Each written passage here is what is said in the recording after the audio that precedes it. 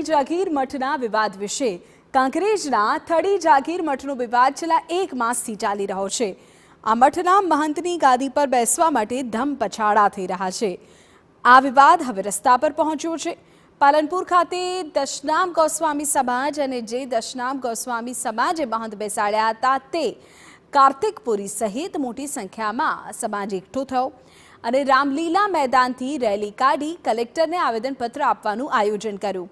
મહત્વનું છે કે કેવલપુરી મહારાજના નિધન પછી દેવ દરબારગઢના મહંત દ્વારા જાગીર મઠના મહંત પદે શંકરપુરી મહારાજને બેસાડી દીધા બાદ દશનામ ગોસ્વામી સમાજે કેવલપુરી મહારાજના ભત્રીજા કાર્તિકપુરીને પણ મઠના ગાદીપતિ તરીકે બેસાડી દીધા। હવે મહંત 2 છે અને ગાદી 1 છે એટલે વિવાદ તો થયો। જોવાનું એ છે કે આગામી સમયમાં વિવાદ ક્યાં જઈને અટકે છે।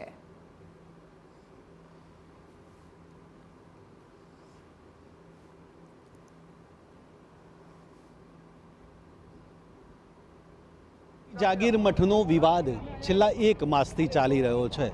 થળી જાગીર મઠના મહંત કોણ એ મુદ્દે વિવાદ ચાલી રહ્યો છે। ત્યારે આજે મુખ્યાલય પાલનપુર ખાતે મોટી સંખ્યામાં જે દશનામ ગૌસ્વામી સમાજ હોય તેના લોકો ભેગા થયા છે।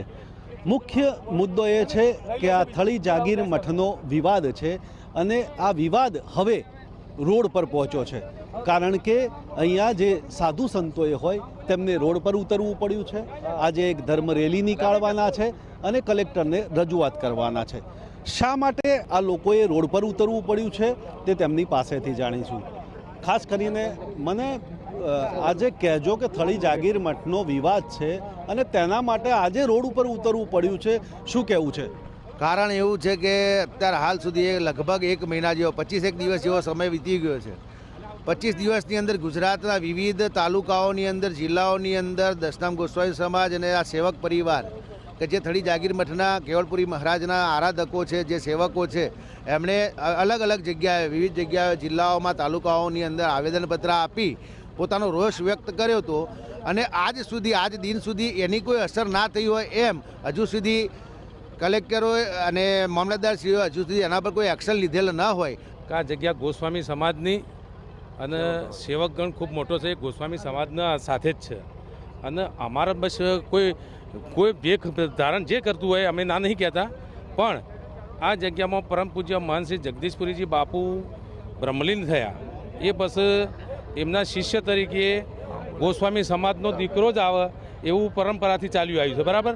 અને એના નિમિત્તે અમે કાર્તિકપુરીજી મહંતશ્રીને અમે નિમેલા છે અને એ અનુસંધાનમાં આ બળદેવનાથજીના અને જે બીજા જે તે કોઈ છે એમને રબારી સમાજનો એમ કે જે આજ કોઈને જાણ કર્યા વગર સીધા મન તરીકે બિહાર્યા, જાણ કરીને બિહાર્યા કોઈ સવાલ જ નહોતો, પણ કોઈ બાપુના પાછળ કોઈ સારી એવી જે પાછળની જે ક્રિયા થાય એમાંનો 0% કરી અને ફટાફટ 1:30 વાગ્યાની અરસામાં એમને સમાધિ અર્પણ કરી દીધી।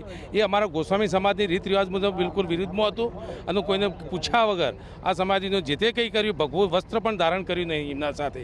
આવડી મોટી જગ્યાના મહંત હતા, એમની પાછળ લોકો સેવકગણ કેટલો બધો મોટો અને એ સેવકગણને પણ અવગણના કરી અને આ જે કામ કર્યું એ ખરેખર અમને આજે પણ દુઃખ છે। માફી કોને મળે? જેને ગુનો ના કર્યો એને।